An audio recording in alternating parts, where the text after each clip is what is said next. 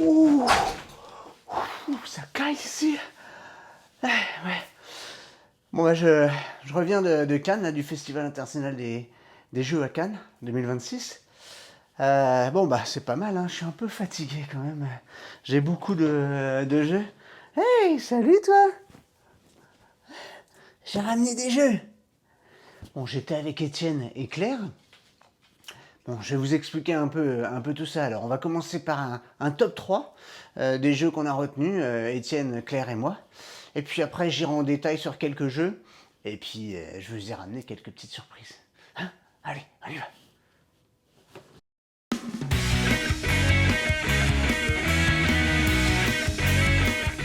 Alors on est à Toulon là, voilà, pour faire la petite pause du top du Festival international du jeu de Cannes 2026. Et on va vous présenter notre top 3 et ça commence tout de suite. Petite dédicace au plateau, au tapis Zénith, qui on espère arrivera à Dijon. Top 3 c'est All In. Pas petit jeu, un jeu sur la mécanique du poker mais avec une rivière et surtout il faut prédire les résultats à un moment. Donc il y a toute la place au bluff et ça m'a beaucoup plu. Mon top 2, je réfléchis, Fliptoons. Petit essai de dernière minute au Fige sur notre dernier jour à Cannes. Et un jeu assez original puisqu'on a l'opportunité d'acheter des cartes, mais en fait la valeur de ces cartes, le prix d'achat de ces cartes change en fonction des prises de cartes des précédents. Et puis l'objectif c'est d'avoir le plus de points avec des cartes à effet. Ça se joue rapidement et jusqu'à la fin on ne sait pas forcément qui est le gagnant, donc ça m'a plu. Le top 1 du Fige 2026 à Maroc, après Symbiose découvert l'année dernière, on a ce petit jeu de Subverti. Donc à Maroc, ce qui m'a plu, alors c'est déjà l'univers des cartes qui sont très bien décorées et c'est surtout que jusqu'à la fin on peut gagner. Donc quand on joue avec Thomas et Étienne et d'autres gros joueurs, ça nous laisse une chance de gagner puisqu'il y a la fameuse griffe qui nous permet de défausser une carte qui est découverte sur le plateau. Et surtout, il y a le numéro 7, qui permet de faire un plus-moins, donc qui fait un twist. Et soit au final, c'est la personne qui a le plus de points qui gagne, ou alors, si c'est le moins qui est dévoilé juste avant la fin, c'est la personne qui a moins de points. Donc voilà, c'est un jeu simple, facilement prenable en main et surtout, on a notre chance jusqu'au dernier tour. Alors mon top 3 pour ce festival, c'est Bloodbath Colony. Donc un jeu où on va tirer des cartes et essayer de faire prospérer notre colonie. Au début on construit et puis après on va avoir des cartes d'accidents, des robots tueurs, donc ça va être Bloodbath, ça va être un bain de sang. Donc l'objectif c'est de survivre le mieux possible. Voilà. Donc on peut glisser des cartes dans cette grosse pile de pioches pour aller emmerder, on va dire, les autres joueurs. Mon top 2, c'est Truc en stock. Donc c'est un petit jeu d'association d'idées. Alors on a 3 zones avec 3 types de règles à respecter. Donc il y a une personne qui connaît ces règles, par exemple les mots en R, quelque chose de vivant ou des choses qu'on trouve généralement au travail. Et il y a ces zones qui vont s'entrecroiser.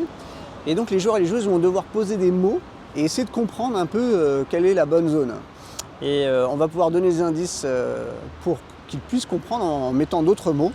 Et si on écoule la liste d'indices, on a perdu. C'est un jeu coop, donc on a tous perdu en même temps. Mon top 1, c'est All In. Alors vous savez, j'adore les jeux en rapport avec le poker, notamment The Gang il y a 2 ans. Là, c'est un peu la même chose. On va pouvoir faire des combinaisons comme au poker, paire, deux paires, valeur haute, etc. Mais on va avoir un peu plus de temps pour venir construire, choper les cartes qui vont permettre de faire la meilleure combinaison. Et à la fin, une fois qu'on a une sorte de rivière qui se remplit à 2 étages, à la fin, on va essayer de prédire qui a la meilleure main. Et on va gagner des runes comme ça. Et on va aussi gagner des runes en fonction de la main qu'on a fait. On va faire 3 tours et à chaque tour, les runes à récupérer sont de plus en plus nombreuses. Et puis au bout de 3 tours, on regarde qui a le plus de runes. Donc c'est très intelligent encore comme petit jeu si vous aimez un peu les combinaisons du poker. Cher Thomas, voici mon top 3 qui a été klaxonné, ok, puisque je me suis très mal comporté pendant toute la durée du salon sous l'identité de Rick, la matraque. Et j'ai eu beaucoup de mal à établir ce top 3 puisque j'ai eu pas mal de coups de gueule, de jeux qui m'ont pas trop surpris, mais je vais quand même là m'enchanter pour 3 jeux. Le numéro 3 dans le classement sera Miams. Miams qui est un jeu de Yams, Mi-Yams, un jeu de Yams où on va accumuler des effets spéciaux un peu incroyables. Et je suis assez fan de jeux de dés, donc j'avoue que ça me plaît. Et cette idée d'accumuler des effets et donc d'avoir des jets de dés de plus en plus puissants, je trouvais ça très sympa. Un jeu voilà, bien coloré, bien produit, dynamique, assez fluide. Donc voilà, je le mets en top 3. Mon numéro 2, ce sera Spy World. Spy World qui est un jeu de flip and write. Ça veut dire qu'on va avoir des cartes qui vont être à la disposition de tous les joueurs, qui pourront les utiliser comme ils veulent. Et avec ces cartes-là, ils vont devoir fabriquer, construire leurs repères, puisque nous sommes chacune et chacun des super méchants, mais aussi des agents spéciaux. Donc les super méchants construisent leurs repères en y mettant des murs, des pièges redoutables comme des scies, des requins, des chiens, des lasers. Et en même temps, avec les cartes qu'on trouve, donc dans cette première phase qui est une phase préparatoire, on va essayer de muscler notre agent secret qui va bientôt, en phase 2, aller à l'assaut du repère des joueurs voisins. Et donc il y a dans ce jeu-là quelque chose que je trouve très intéressant, c'est que d'habitude dans les flip and write, on est sur quelque chose qui est plutôt un peu chacun dans son coin à utiliser des ressources en commun. Et là, on est plutôt sur un jeu où on va préparer l'assaut des suivants, et ça, je trouve ça assez rigolo. Et j'ai passé vraiment un bon moment, c'est un jeu que j'ai acheté et que je recommande, qui va sortir dans pas longtemps. Mon top 1, ce sera Moon Colony Bloodbath, la colonie lunaire qui termine dans un bain de sang, littéralement. Un jeu où c'est une espèce de deck building, donc on va partager des cartes dans un deck de cartes commun. Et en fait, il y a une dynamique qui est redoutable, c'est que plus on veut se développer, plus on doit mettre dans la pioche commune des cartes qui vont avoir des effets très funestes sur l'ensemble des joueurs. Et je trouve que cette mécanique-là, elle est très intéressante puisque effectivement, on a envie de se développer, on a envie de se développer plus vite que les autres, mais on a chacun une population à essayer de sauvegarder et malheureusement, à vouloir se développer, on risque de menacer notre population, mais aussi celle des autres. Et alors, le jeu, quand on le voit sur un pur plan ludique, est assez amusant puisque effectivement, on va chercher à survivre et on va espérer que les autres vont mourir avant nous. Mais si on le regarde avec un regard un petit peu plus pédagogique, on peut imaginer que ce jeu, d'une part, peut symboliser assez bien la tension environnementale qui est la nôtre en ce moment. C'est-à-dire que finalement, est-ce qu'à vouloir trop nous développer, on n'est pas en train de scier la branche sur laquelle nous sommes assis? Mais j'ai trouvé aussi qu'il y avait une pédagogie qui pouvait être directement liée au monde des organisations, puisque finalement, quand je fais une petite vacherie à mon collègue au bureau pour essayer de finir un dossier un peu plus tôt ou avoir une promotion ou de la reconnaissance de mon chef, peut-être que je mets une carte dans le deck et que progressivement nous allons détruire la bonne ambiance de notre organisation et peut-être un jour détruire notre organisation elle-même. Donc voilà, Moon Colony Bloodbath, un jeu que j'ai trouvé particulièrement intéressant et inspirant.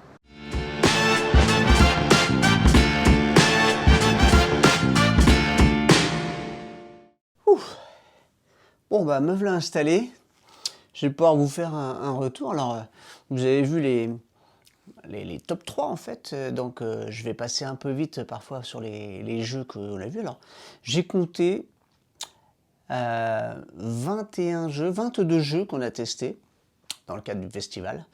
Plus, je ne vous parle pas des jeux qu'on a fait dans le train, des Tech Time, ça pouvait être aussi des Zénith ou la Tour du Chat par exemple le soir ou d'autres types de jeux. J'ai aussi testé 2 serious games, je tenais à en parler. Un qui s'appelle Heroine, j'y reviendrai dans un post LinkedIn. Vous pouvez me suivre sur ce réseau également. Sur la mise en visibilité des femmes, voilà, dans l'histoire ancienne, contemporaine, etc. Et puis sur un autre stand, il y avait l'INRAE qui avait un serious game sur les ravageurs des cultures, comment s'en prémunir, comment les combattre, avec autre chose que des pesticides, même si dans certaines situations, les pesticides sont la seule solution, mais il faut bien sûr utiliser avec parcimonie. Voilà, petite parenthèse là-dessus. J'ai fait des petites cartes, voilà, que je vais mélanger, carte verte et bleue, et sur ces cartes, il y a le nom d'un jeu, donc les 20 jeux testés, et puis une petite pastille qui est en fait une sorte de, voilà, une sorte de note en couleur. Donc si il y a une pastille rouge, c'est que le jeu m'a beaucoup plu, voilà, et que je pourrais l'acheter. Même si je vais montrer ce que j'ai ramené, j'ai pas un budget ouf, tant que je n'ai pas 100 millions d'abonnés, on va même pas m'offrir les jeux, hein, quand même beaucoup qui reviennent avec des boîtes machin, ce sont la plupart du temps des dons. Moi j'achète tout, et je remercie aussi Étienne et Claire, parce qu'ils ont pu acheter aussi certains jeux qu'on a pu tester le soir et retester, etc. Et de me donner leurs avis, hein. Ce que je vous dis aujourd'hui, c'est un peu les retours, sentiments qu'on a eu sur les différents jeux qu'on a testés à Cannes. Donc si la pastille est rouge, super. Si la pastille est orange, c'est que le jeu fonctionne, mais soit c'est pas mon type de jeu, soit voilà, ça fonctionne bien, ça peut aller à certaines personnes qui jouent pas énormément, ou dans un cadre plus familial, ou voilà, sur certains types de jeux. C'est ce que Étienne nous disait, c'est que voilà, on a testé beaucoup de jeux qui marchent, mais forcément plus on teste, on est peut-être un peu plus blasé, ou en tout cas on a envie de vivre une expérience un peu plus différente, plus forte, qu'on ne retrouve pas forcément dans un tas de petits jeux qu'on a pu tester. Alors les tests que l'on a fait, on a mis à part les jeux experts, ça prend trop de temps. Donc on s'est concentré sur des jeux qui peuvent aller jusqu'à des jeux de type initié, si on respecte ce type de classement. On n'a clairement pas pu faire tous les jeux. On a eu une journée en mode pro, on a pu faire pas mal de jeux. Effectivement, dès que le public arrive, c'est plus compliqué. Il faut patienter. Les jeux qui sont plébiscités, eh bien ils sont plébiscités, donc il y a beaucoup de monde. Et nous, on est un petit peu impatients. Donc on allait pas forcément sur tout le jeu, mais ça nous a permis de découvrir 2-3 pépites dont je vais vous parler tout à l'heure. Voilà. Est-ce que vous êtes prêts et prêtes à jouer? Et moi, je vais mélanger. Et je vais tirer au hasard les cartes. Voilà. Et si je vous ai dit, s'il y a une pastille bleue, fuyez, pauvre fou, n'achetez pas ce jeu. Pauvre fou et pauvre folle, n'achetez pas ce jeu. C'est, comme disait Étienne, qui se transformait parfois en Rick. Donc pour dire quelques méchancetés, des fois on a envie de sortir des mots comme ça, ce sont des merdes, on va dire ça comme ça. Bon, c'est pas très bien. Petite dédicace à Vincent Dédienne lors de la cérémonie, qui a tenté, j'ai bien tenté, d'installer une nouvelle catégorie, le pire jeu. Donc c'est dommage, ça aurait pu être plaisant. Bref, allez, en espérant que les pastilles ne se détachent pas, on va commencer tout de suite par le premier jeu que je découvre avec vous, Kumata. Alors Kumata, qu'est-ce que c'est? C'est un jeu de dominos en 3D, on va dire ça comme ça. Donc vous incarnez une tribu et vous allez sur un carré de préplacé poser des dominos d'une valeur de 1, 2 ou 3. Il y a toujours la valeur vierge, on va dire, qui fait office de joker. Et vous allez pouvoir poser ces dominos en tuiles sur ce périmètre. Et vous pouvez poser ça sur les couleurs des autres. L'objectif, c'est d'empiler. Vous pouvez empiler que si la surface est plane. Et à la fin du jeu, on va compter, en fait, tout simplement les points qui sont sur les tuiles rouges, jaunes, etc. Et vous avez gagné. Voilà. Donc c'est un jeu très classique, très familial. Ça peut plaire à certains, à certaines, pour vous poser avec vos parents, grands-parents, ou des jeunes enfants aussi, pourquoi pas. Voilà, donc ça fonctionne, le jeu fonctionne. L'ADA est assez classique, assez vivante, on va dire ça comme ça. Voilà, ce petit jeu fonctionne. Si ça vous intéresse, si c'est des types de jeux qui vous va, vous pouvez l'acheter, vous pouvez le jouer. dans des assos aussi, pourquoi pas. Allez, on continue. Schwinner. Alors, la pastille est bleue. Alors, Schwinner, n'achetez pas ce jeu, clairement. En tout cas, moi, je n'ai pas du tout aimé. Le principe du jeu, c'est une sorte de jeu de pli. Mais donc avec, il y a 2 couleurs, il y a un atout et un super atout. Si vous perdez le pli, vous pouvez chouiner. Et si vous chouinez, vous gagnez un point. Ou vous gagnez autre chose. Donc en fait, c'est un principe qui est assez bizarre. Je n'ai pas compris, ça doit s'équilibrer un petit peu. Le fait de chouiner, bon, c'est un peu pénible.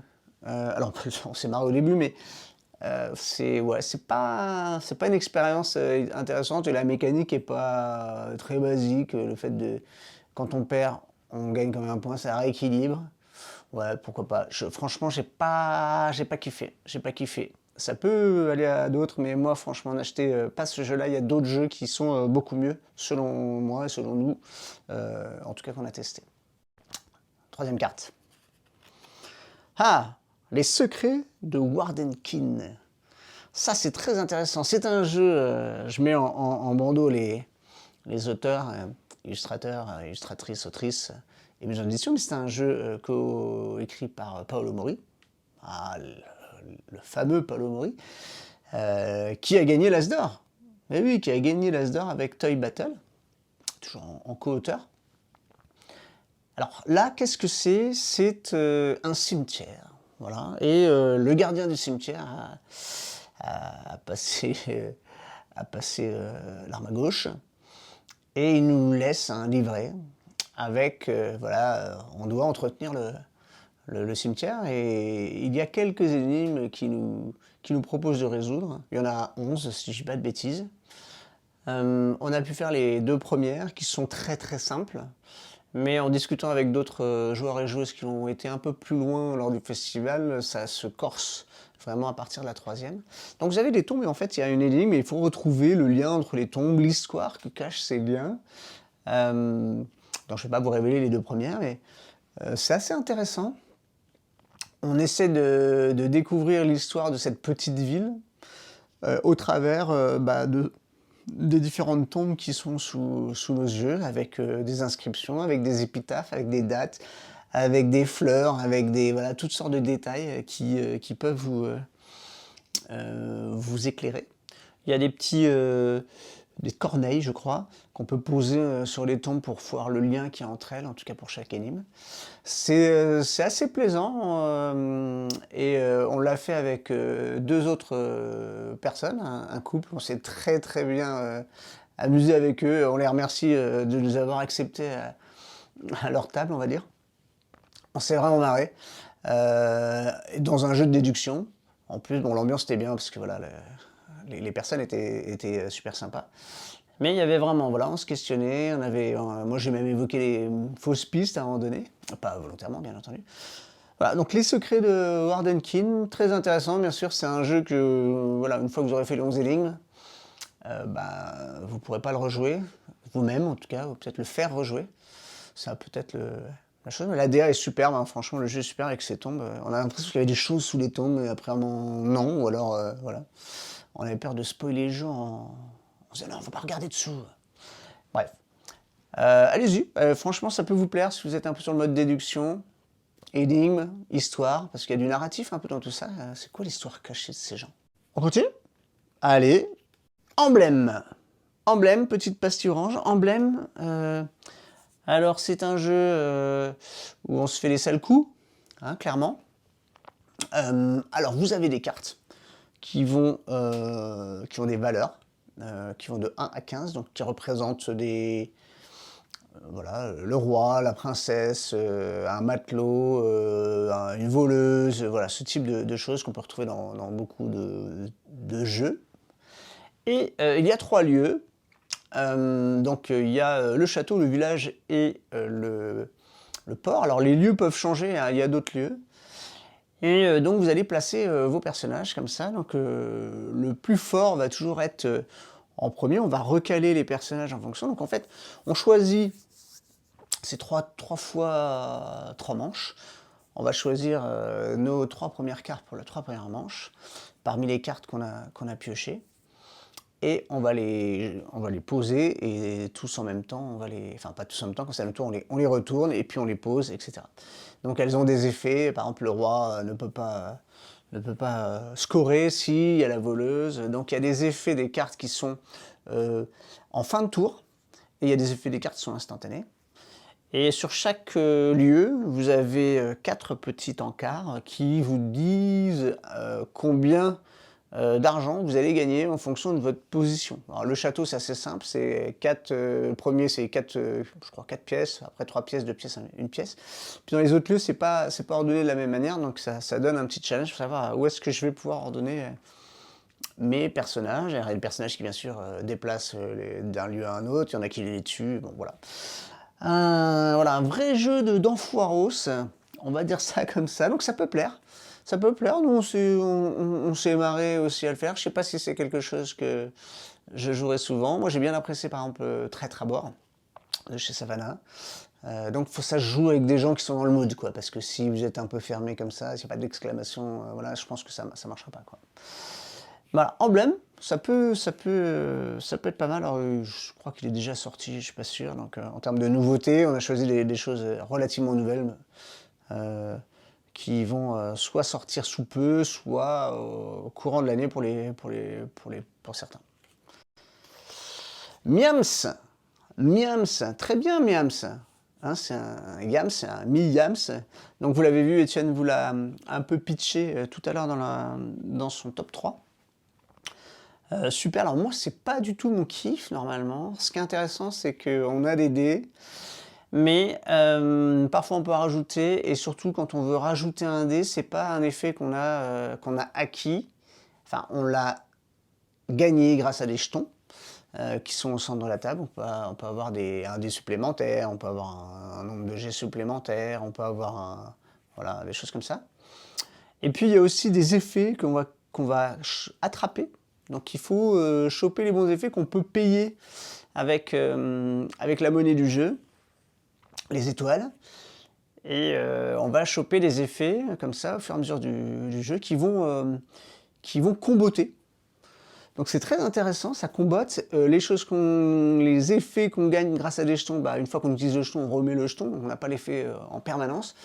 Donc ça crée un équilibre, une petite tension entre les joueurs pour ce Wall and White.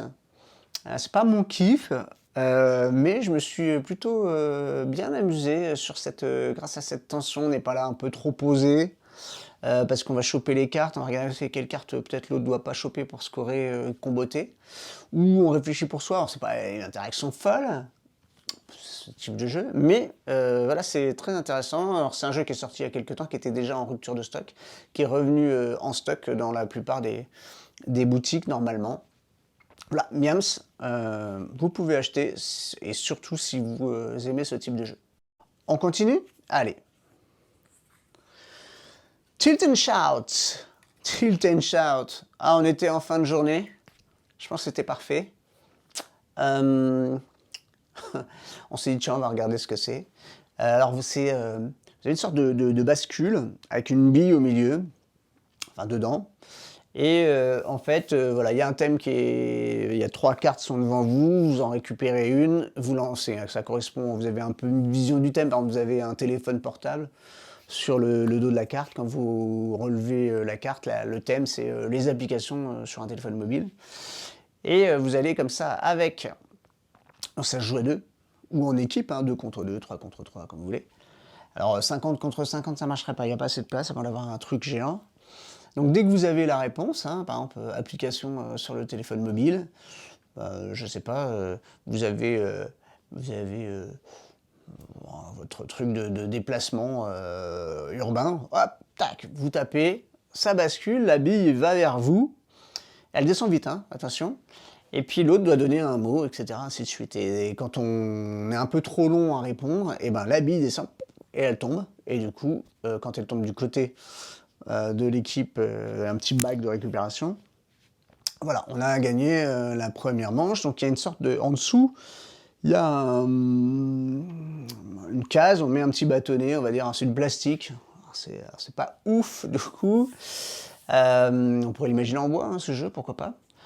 Bon, après, ça a un impact sur le coût.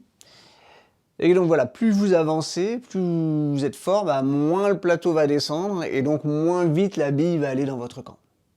Voilà. Donc ça peut aller très vite. Alors ce qui est chiant, c'est quand on a redit quelque chose, mais on rappuie de l'autre côté. Donc c'était assez entraînant, ça peut être fun. Je ne sais pas si on y jouerait toute la vie. Bon, en fin de journée, c'était correct, mais bon, voilà, je ne vous conseille pas forcément plus que ça, mais peut-être que ça vous botterait à mort. Donc n'hésitez pas si c'est le cas, hein. Moi je vous invite à vous faire plaisir surtout, quoi. Allez, on continue. Moon Colony Bloodbath, et pas comme j'ai dit, voilà, Bloodbath Moon Colony, ou Colony Moon Bloodbath, on va dire. Bon, Étienne en a déjà beaucoup parlé dans son top 3, et moi aussi également. Ce qui était intéressant, c'est qu'on nous a proposé, il y avait une tente en fait, on nous a proposé de jouer à plusieurs tables en simultané. Donc en fait, une table était une colonie, on était la même colonie, la colonie bleue par exemple. Et puis on scorait sur nos petits plateaux. Enfin, on construisait, hein, il y a une phase de construction parce qu'on a des ressources humaines, c'est le cas de le dire. On a de l'alimentaire et puis on a de l'argent. Et puis on peut construire des bâtiments dans lesquels on met du stock. Et ce stock nous permet de... Ensuite, quand on arrive, je crois, après au 3e tour, de voir un peu les choses venir. Donc ce qui se passe, c'est qu'il y a une pioche, voilà, pour tout le monde, c'est la même pioche.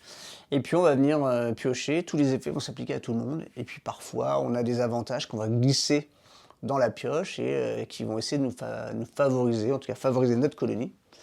Donc très intéressant, mais c'est très, à un moment donné, ça part totalement en vrille et c'est très compliqué à survivre. Donc il y a une vraie difficulté, on n'a pas été tout au bout parce que ça demandait plus de temps. C'est un jeu qui joue peut-être en 45 minutes, 1 heure, en temps normal.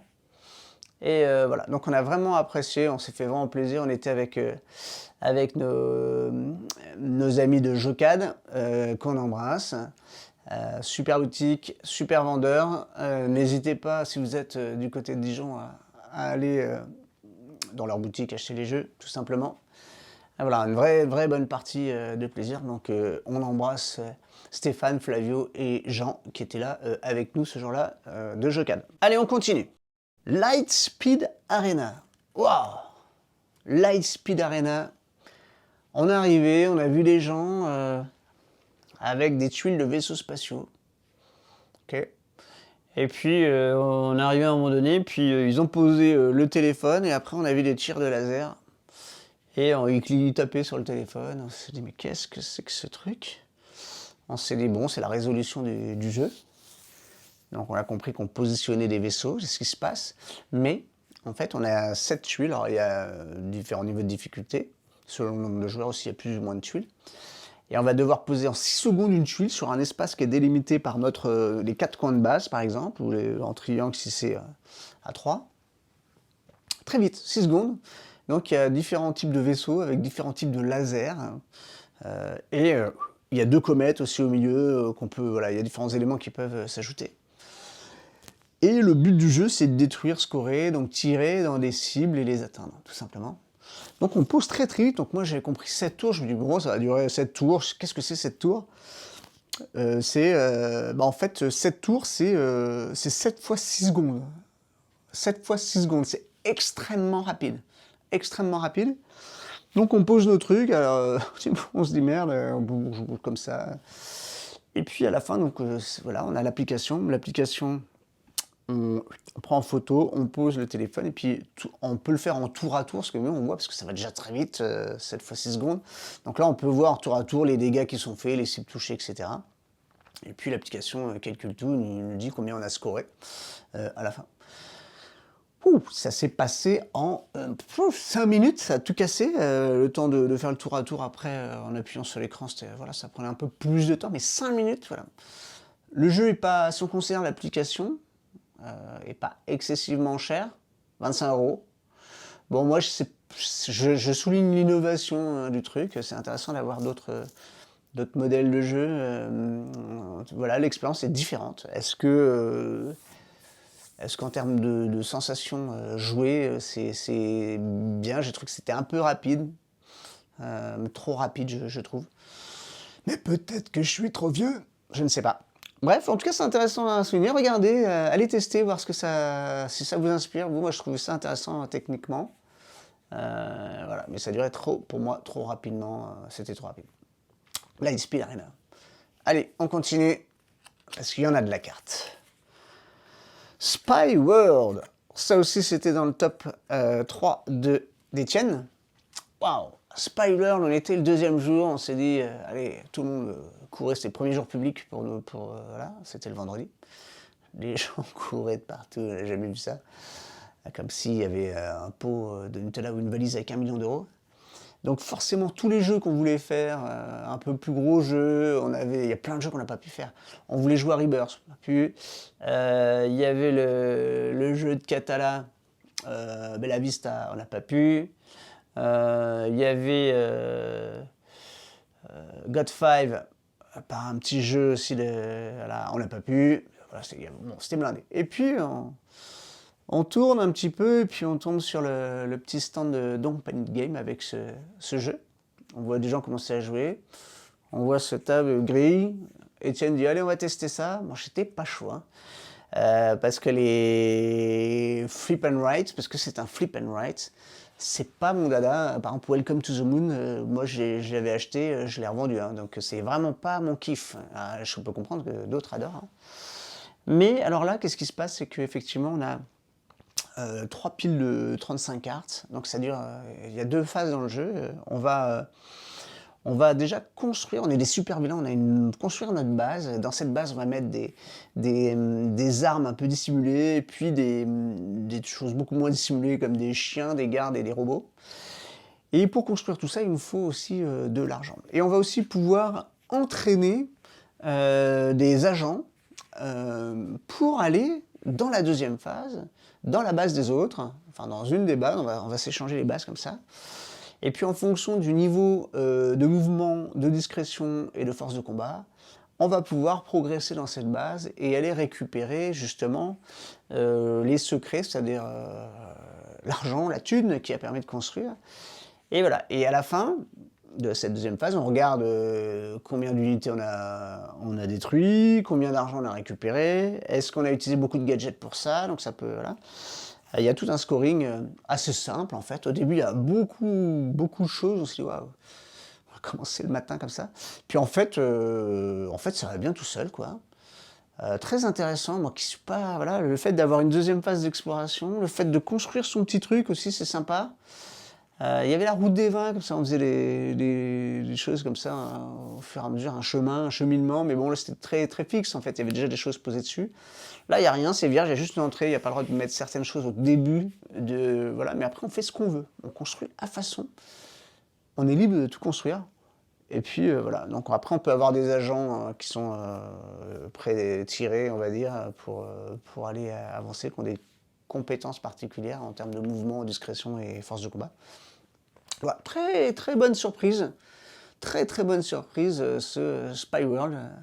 Je suis tout à fait d'accord avec Étienne, même si je ne l'ai pas mis dans mon top 3. Vous pouvez l'acheter, enfin si vous voulez bien. Storybox. Storybox.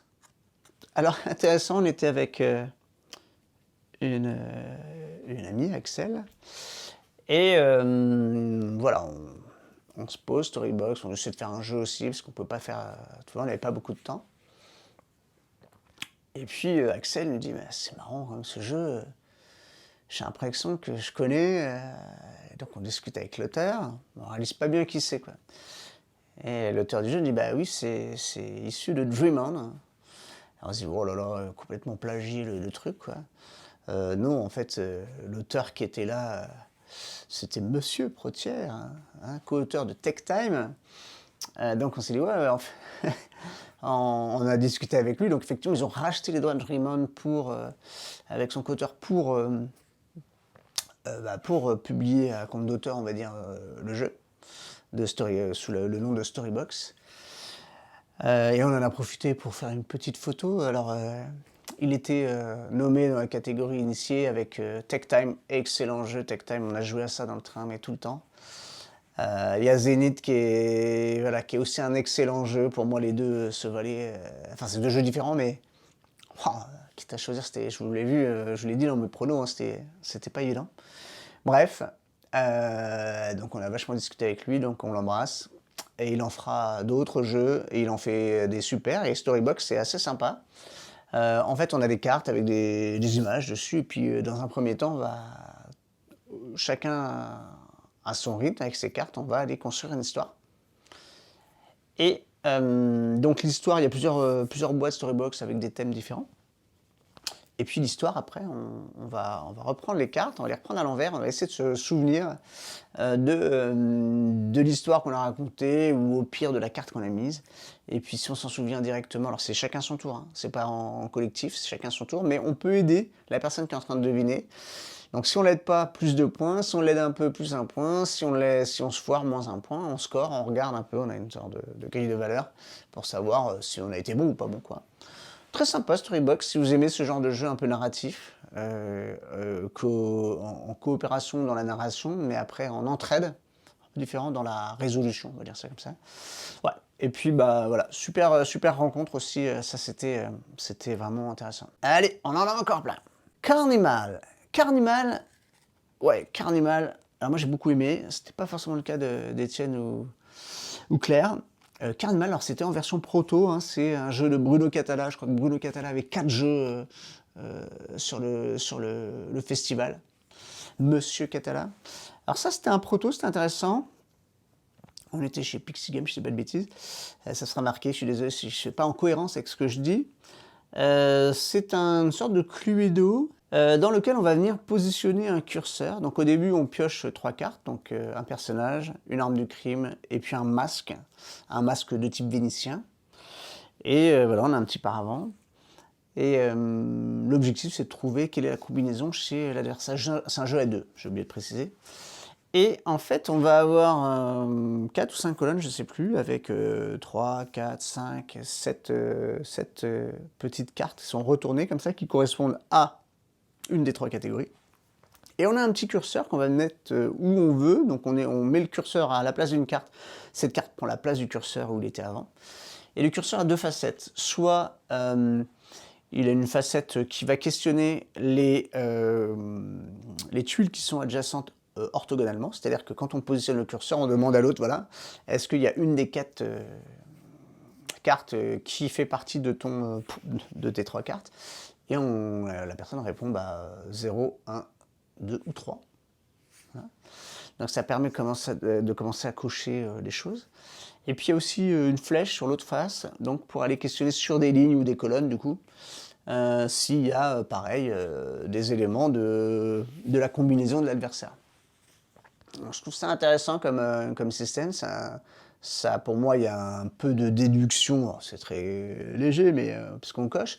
Et surtout, la mécanique de où est-ce que je vais placer mon curseur pour venir exclure, en fait, des objets, des personnages, pour que l'étau se resserre le plus vite possible vers l'autre. On peut avoir des indices.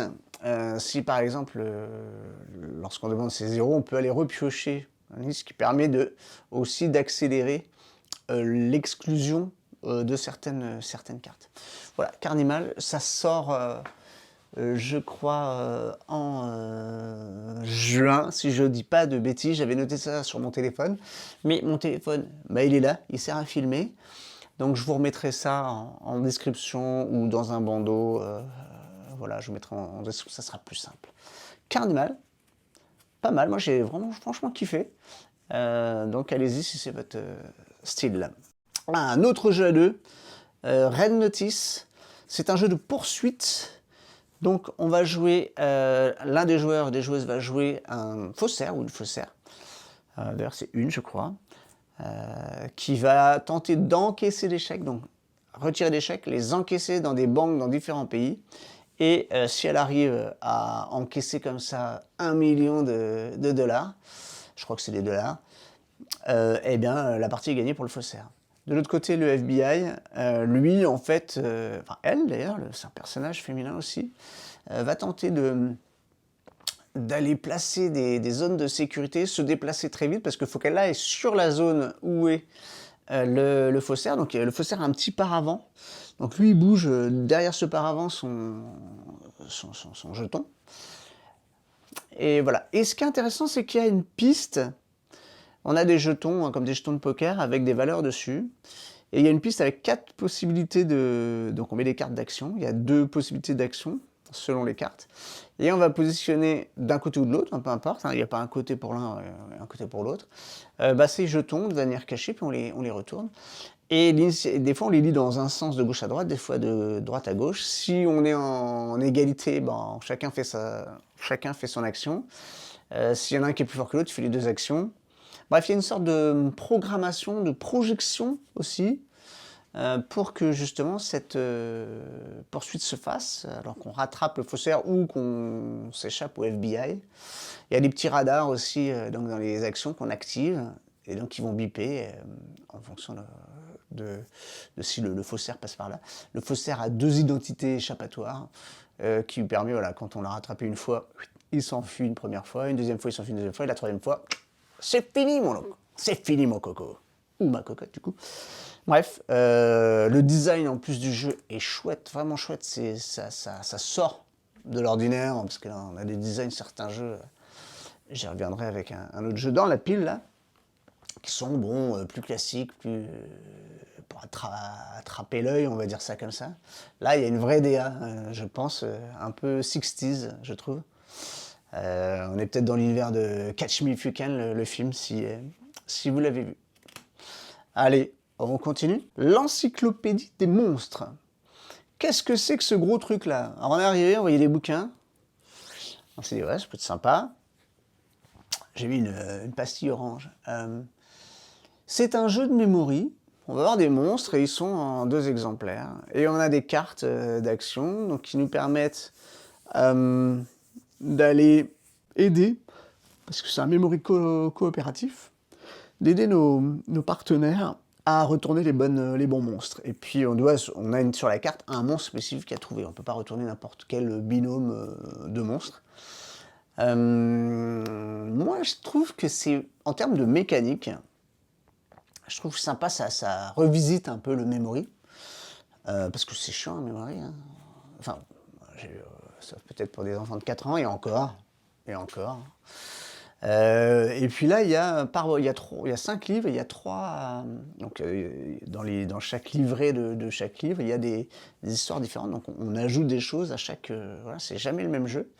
Donc, il y a 15 étapes, comme ça, 15 types de monstres. Des fois, on rajoute des monstres, donc on rajoute des cartes effets pour les trouver. Et voilà, je trouve que la mécanique est sympa.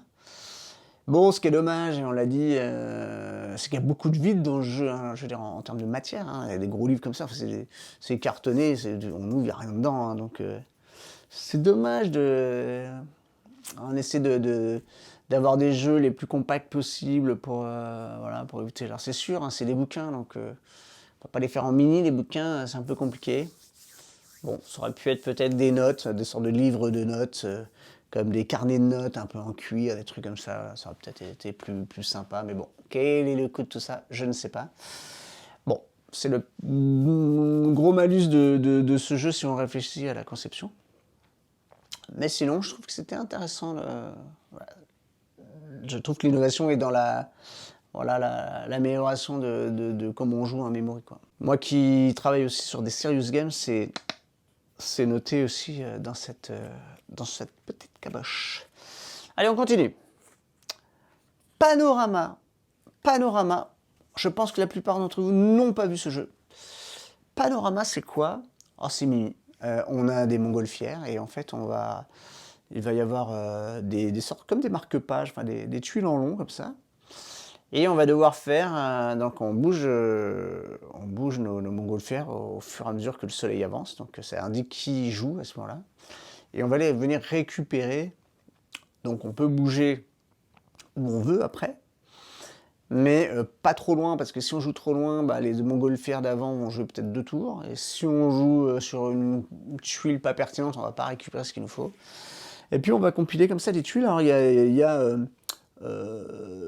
donc de mémoire, montagne, forêt, il y a les plaines et il y a une sorte de sable, on va dire ça comme ça.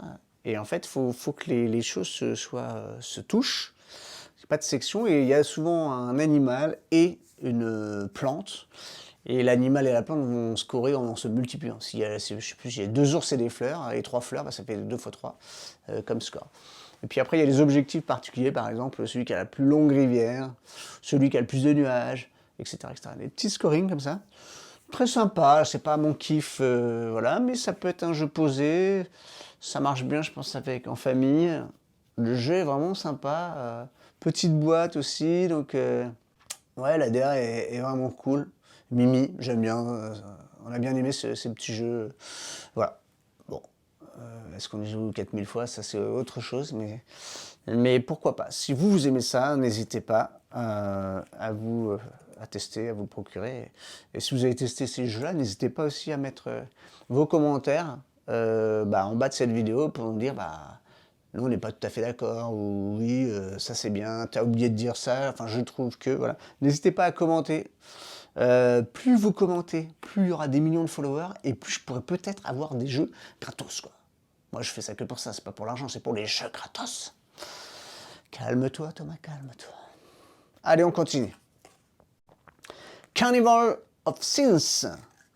Waouh, ça c'est sympa aussi. Ça c'est un jeu voilà, pour se faire des sales coups, quoi.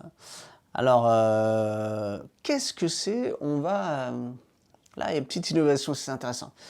On va jeter des dés. Donc le premier joueur, ou la première joueuse, va jeter des dés. Alors, si vous avez l'habitude de jouer au jeu de rôle, vous connaissez ces dés. Donc il y a un dé à 4 faces, un dé à 6 faces, un dé à 8 faces, un dé à 12 faces, un dé à 10 faces, j'ai oublié, en 12, et un dé à 20 faces. On jette, et il y a un deuxième dé blanc à 6 faces. On jette ces dés-là, et puis après, on va avoir dans notre main les 7 péchés capitaux. Par exemple, pour faire, voilà, le premier à jouer joue face cachée. Et après, on révèle au fur et à mesure quel est le personnage, enfin le péché capital que l'on a choisi. Une fois qu'on a joué ce péché, on ne pourra plus jamais le réutiliser. Par exemple, la paresse, si on joue la paresse, on va récupérer le dé qui est le plus proche de soi. Donc c'est intéressant, on jette le dé dans un espace, donc on prend le dé qui est plus loin. La colère, on va pouvoir prendre un dé et taper sur un autre, quoi. Par contre, faire gaffe, il ne faut pas que ça tombe, parce que si ça tombe, vous avez des points négatifs. La luxure, donc la luxure, en fait, vous allez choper des choses chez l'autre. Enfin, vous voyez, il y a tous ces trucs-là qui vont se passer. Je vous laisse deviner peut-être pour les autres. Là, c'est très sympa, le jeu est magnifique. Ce côté un peu noir, noir argenté doré. Ouais, super. Ouais, franchement, on s'est bien marré, en plus avec 2 autres personnes aussi avec qui on a joué. Ouais, ça marche bien, ça marche bien. Si vous aimez aussi les jeux pour se faire des sales coups, avec, il y a un côté programmation, là, lui, il a déjà joué cette carte-là. On les recouvre au fur et à mesure, donc il faut s'en souvenir quand même. Quand est-ce que je prends la main? Est-ce que si je joue ça, si quelqu'un me pique le dé, par exemple, il y a... je sais plus si c'est l'avarice, on prend le dé avec le plus grand score. Mais si quelqu'un le joue avant, c'est le dernier qui a joué qui prend le dé. Enfin, bon, des petites choses comme ça. Carnival of Sins, super, vous pouvez y aller, d'autant plus si c'est votre kiff, quoi. Ah, Crab versus Poulpe. C'est un jeu à 2. Et ne l'achetez pas. Alors, je dis ça, c'est un petit jeu, c'est tout mimi, mais on se fait un peu chier, quoi, quand même, on va dire ça comme ça. En fait, vous posez une carte, l'autre doit mettre au-dessus, toujours de manière croissante. Après, il y a des effets qui permettent de bloquer d'autres effets. Ouais, c'est pas ouf, hein, quand même, on s'est fait un peu chier. En plus, j'ai perdu. Non, mais c'est pas ouf, ce petit jeu-là à 2. Il y a tellement d'autres jeux à 2 qui peuvent être beaucoup plus sympas, même si c'est pas forcément très cher. N'y allez pas. Voilà. On s'est un peu fait chier. J'ai un gros mot. On continue. Maki-san, le jeu préféré d'Étienne. Non, je déconne, il a détesté. Non, Maki-san, c'est un jeu objet. Donc on a un petit sachet, on va prendre un maki. Donc il a 2 faces, hein. Il y a l'algue et d'un côté il y a 2 faces qui sont colorées, donc pas la même couleur. Donc on va le poser devant nous, on a un petit tapis qui est en fait les rouleaux pour faire les makis. Moi, je trouve que, voilà, en termes de design, c'est plutôt bien pensé. Ça reste du plastique aussi, bon, bref. On pioche un maquis, on montre la couleur aux 2 joueurs, c'est un jeu à 2, et on peut commencer. Après, on a 3 actions possibles. Soit on pioche un maquis et on le met, on regarde les couleurs, l'autre ne voit pas, on met. Soit on retourne un maquis, ouais, ah bah je veux pas cette couleur, je le mets de l'autre côté. Ou soit on déplace un maquis du centre vers l'extérieur. Jamais on va venir mettre le maquis entre 2 maquis, ça va être vraiment vers l'extérieur. Et puis on a une sorte de joker aussi, enfin une sorte de petite pierre hein, qu'on va poser sur un maquis pour le figer. On ne pourra plus le retourner, etc. Et par contre, on va pouvoir retourner tout d'un côté ou tout de l'autre des maquis.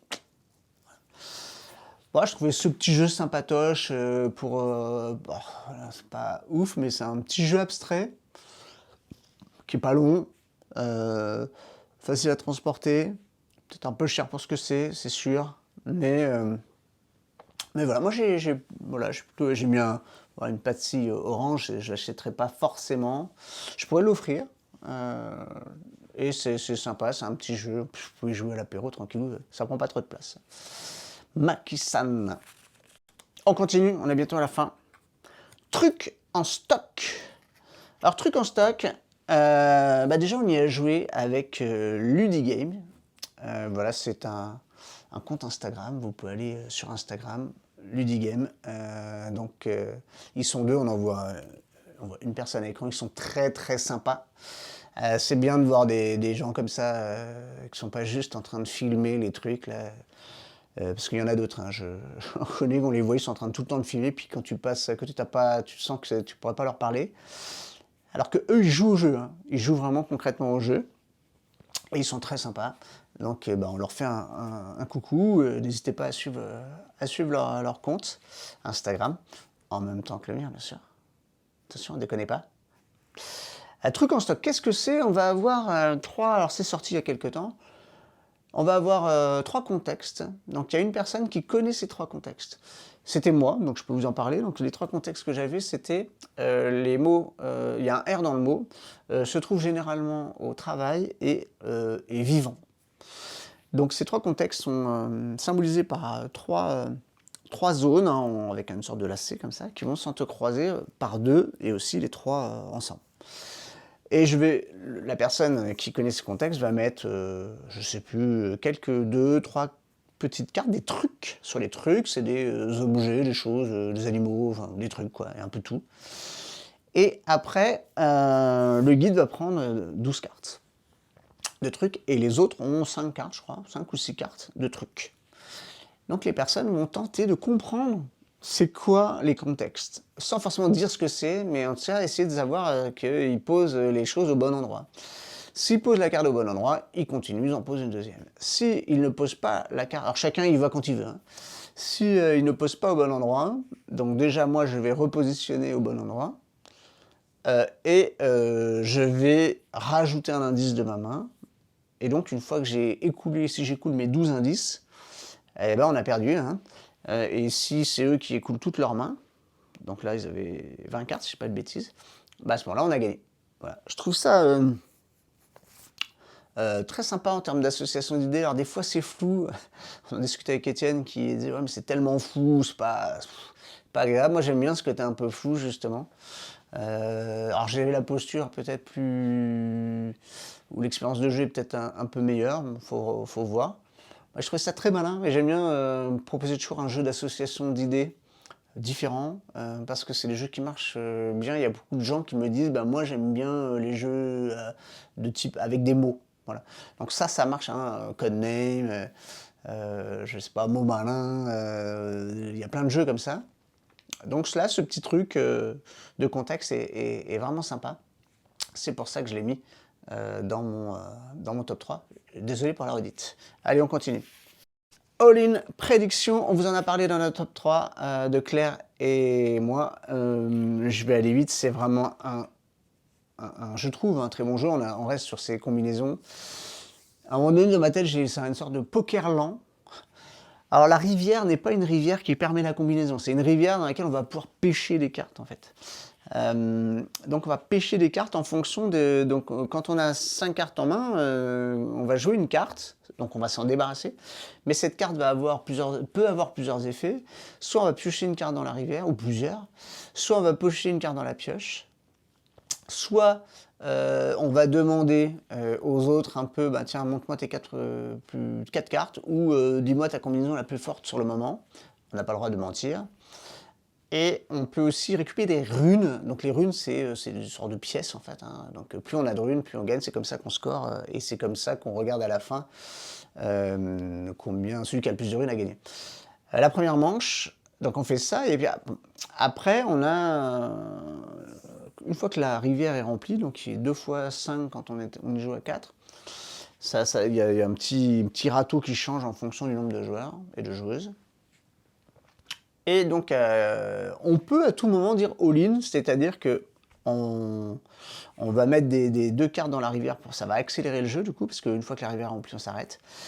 Et par contre, on va plus pouvoir me demander, bah tiens, c'est quoi ta meilleure combinaison? Donc j'ai figé, et une seule personne peut le faire. Une fois que la rivière est comble, on va aller prédire, donc on a des petits yeux, on va dire, bah, je pense que c'est un tel qui a la meilleure combinaison. Voilà, et on regarde. Les personnes ou la personne qui ont dit vrai récupère ou se partage le pot de runes. Le pot de runes, il est de 4 au début, il est de 6 à la deuxième manche, et il est de 8 à la troisième. Ça se joue en 3 manches. Donc voilà, c'est un jeu de bluff quand même. C'est un jeu de se dire, tiens, quand est-ce que j'arrête le truc? Est-ce que je peux arrêter? Je crois qu'on n'a pas encore creusé totalement le côté bluff. Ça se joue très bien, c'est très facile à comprendre. Le jeu est très beau en plus, les cartes sont magnifiques.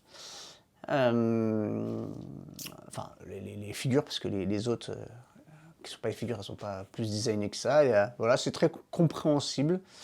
Voilà, je trouve que ce jeu a une dimension, ok, on va faire des combis, mais comment je peux bluffer? Comment je peux grappiller des runes sans forcément avoir des super combis? Parce qu'à la fin aussi, on a prédit, mais si on a une super combi, on fait quand même les points qui sont associés à notre combinaison. Donc voilà, c'est assez complet, on va dire ça comme ça. J'essaie de construire une combinaison, j'essaie de deviner qui est la meilleure, et si j'ai une bonne combinaison, que j'ai réussi à la faire, à la construire en allant choper les bonnes cartes au bon moment, eh bien je score pas mal de runes aussi, quoi. Super, all-in. Allez-y, foncez. Claire et moi, on a vraiment apprécié. Etienne aussi, mais c'était pas dans son top 3.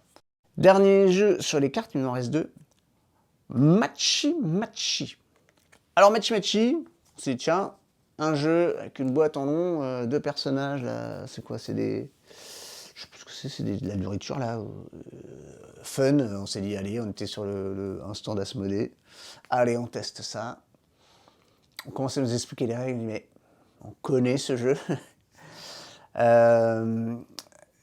Ce jeu existe, donc c'est une sorte de réédition avec une DA plus flashy, plus familiale, moins austère, on va dire ça comme ça. C'est Compatibility, le jeu que vous connaissez peut-être, qui a déjà eu 2 éditions, donc rapidement, on a tous les joueurs et les joueuses autour de la table sont en binôme. On a un paquet de cartes qui est le même pour tous. Et on va choisir un thème aléatoirement. Et il y a un plateau. Voilà, au début, on a 5 cartes. On va essayer de trouver les 5 cartes compatibles. On a la même chose avec notre binôme. Si donc on les met dans un certain ordre.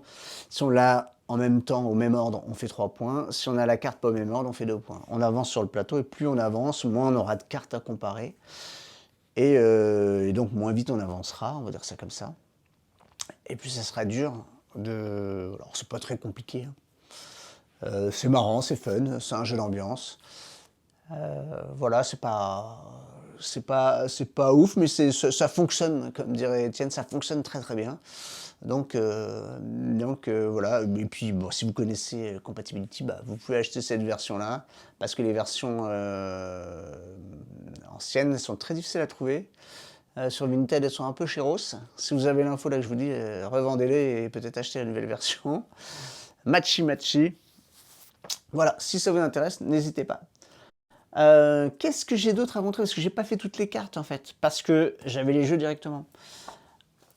On a joué, et Claire vous en a parlé dans son top 3, à Amarok. Donc Amarok, on va avoir 2 cartes. Hein. Ce sont des cartes qui vont... voilà, je vous montre le jeu. Des cartes qui vont de valeur de 0 à 9. Et il y a une 10e carte qui a un piège à loup. Voilà. Donc au début, on a 2 cartes en main. Et on doit poser 2 cartes. Normalement, il faut le plus haut score. Il y a une carte... et j'ai le goodies, là, je ne l'ai pas descendu. J'ai les goodies... donc, pardon, j'ai les goodies. Calme-toi, Thomas, calme-toi. Il y a une carte, en fait, avec un gros plus dessus. Donc, l'objectif, à ce moment-là, c'est de faire le plus haut score. Donc, si vous faites le plus haut score, vous gagnez. Mais cette carte, grâce à la carte 7, elle peut flipper. Elle a peur. Elle flippe, et à ce moment-là, il faut faire le plus petit score. Il y a d'autres façons de gagner. C'est que vous pouvez... Il y a 2 cartes, le 6 et le 4. Donc, à chaque fois, il y a 2 couleurs bleu et rouge. Donc il y a 4 cartes, donc 2, 6, 2, 4. Si vous les additionnez, il y a un cœur dessus. Il y a un cœur. Et si vous avez les 2 cartes avec ce cœur, vous avez gagné aussi tout de suite. Autre chose, la carte 3 ou 7, selon la couleur, parce que le 7 ou le 3 dans le couleur flip, c'est une griffe. Donc l'effet de la griffe, c'est de supprimer une carte qui est posée ou qui est dans la pioche. Parce qu'on a une pioche avec 2 cartes visibles aussi. Donc soit on prend directement dans la pioche, soit une des cartes visibles, soit on pioche dans les mains des autres joueurs. Ça, c'est hyper important. Donc où est-ce qu'on va prendre la carte qui va nous permettre d'avoir soit le plus fort, soit le plus petit, soit les 2 cœurs. Une fois qu'on a gagné une première fois, une première manche, nos 2 cartes, il y en a une qui sera visible pour les autres et pas pour soi, et une pour soi. J'ai tapé dans le micro là. Et puis si on gagne une deuxième fois, on a les 2 cartes qu'on ne voit pas. Et si on a gagné une 3e fois, on a gagné le jeu. D'accord? Il y a cet équilibre aussi à un moment donné de dire ah, moi j'ai une information que tu n'as pas.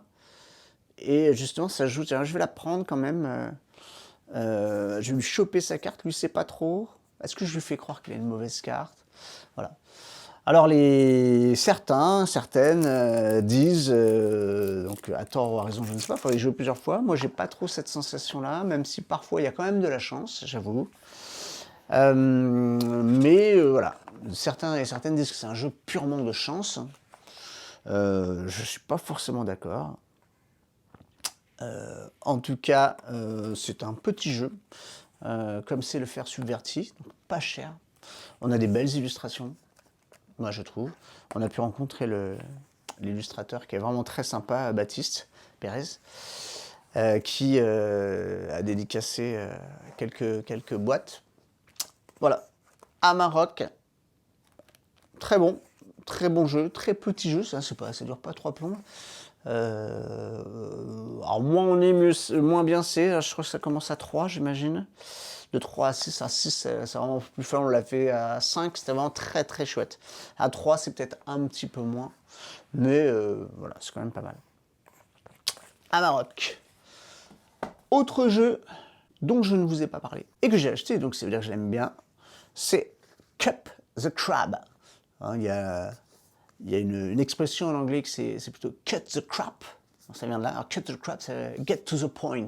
Ok, j'arrête de parler anglais, c'est-à-dire allons à l'essentiel. Je vais essayer d'y aller justement à l'essentiel. Qu'est-ce que c'est Cup the Crab? C'est un jeu où on va cumuler des pots, hein, comme des déchets, des pots de nouilles, de ramen, choses comme ça, qui ont un certain score, sont de 2, 3, 4, 5, 6, 8 et 10, si je ne dis pas de bêtises. On va les empiler, et à un moment donné, on va dans nos cartes, donc on a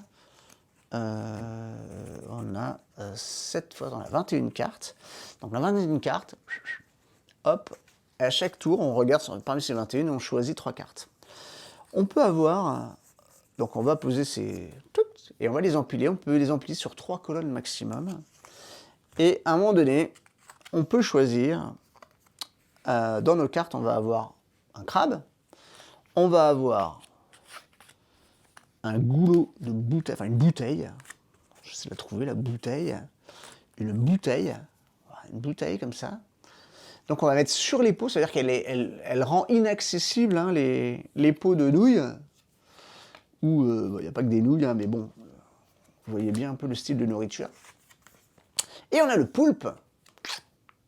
Et lui, il va permettre de rentrer dans la bouteille et choper les cartes. Hein. Donc quand le crabe, vous le mettez sur un empilement de cups, vous récupérez tout, donc vous récupérez les points.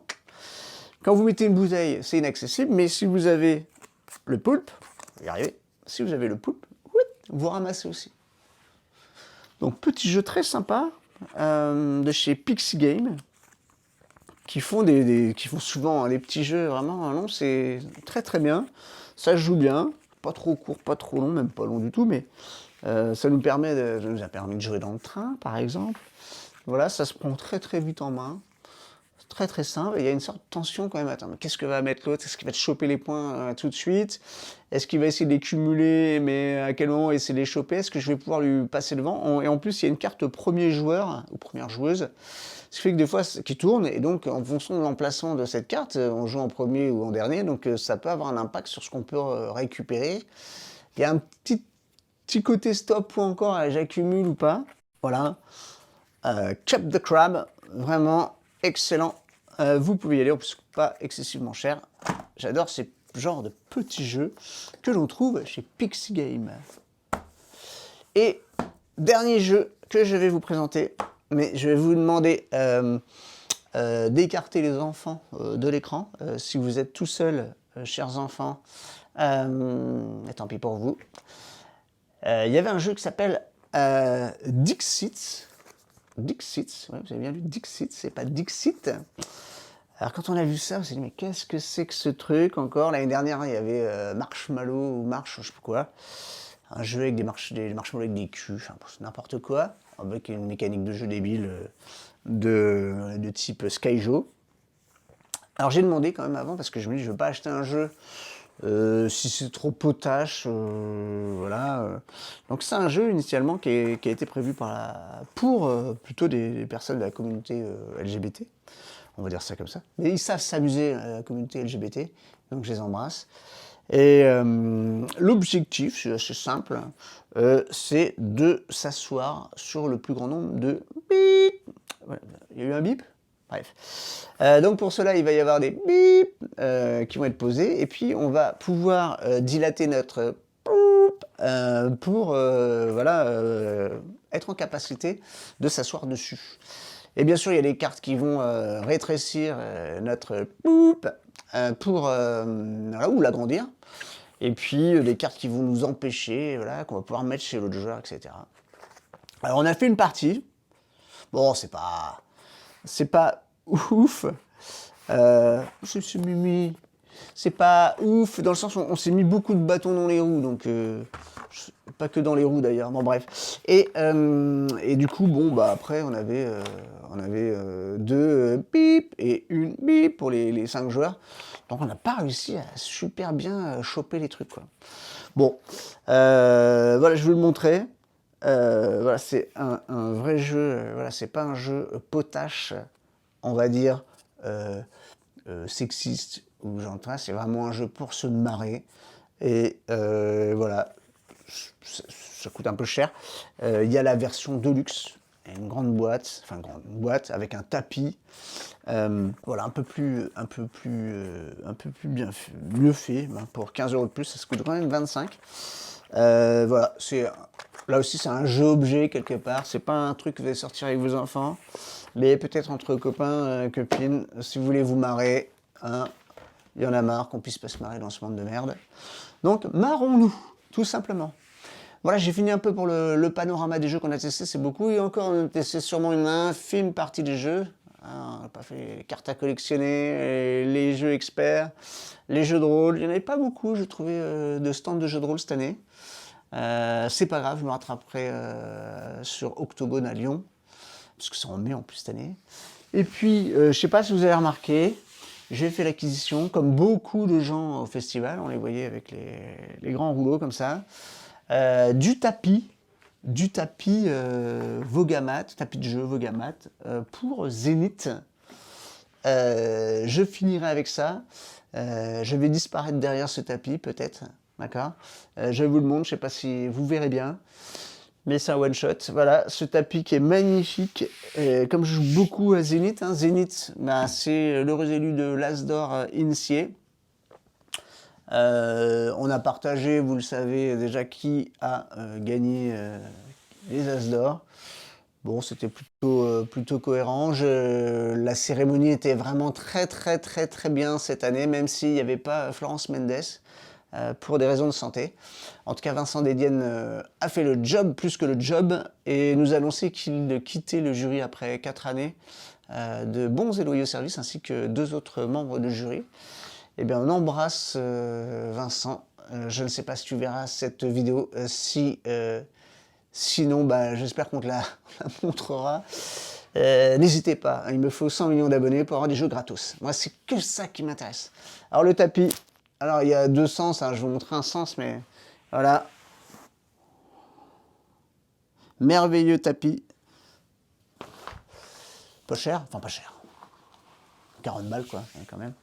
Mais si vous jouez beaucoup à Zénith, et je pense qu'ils vont en faire un aussi pour peut-être Toy Battle, je ne sais pas. Et en tout cas, Wogamat font vraiment des tapis de qualité. Merci pour ce boulot. Voilà, j'ai déjà trop parlé. Donc je vous dis à très bientôt. Likez, commentez, partagez, parlez-en à votre grand-mère. Et voilà, à vos enfants, sauf sur la fin de partie. J'espère que cette vidéo vous a plu. Et n'hésitez pas aussi à me suivre sur Instagram, Entrez dans la game. Il y a des petites vidéos de temps en temps, des petits tests. Et sur LinkedIn, aussi pour les Serious Games notamment, où je ferai un retour sur le jeu de l'Inrae et sur le jeu Heroine de AG Games. Voilà, ciao ciao, bisous!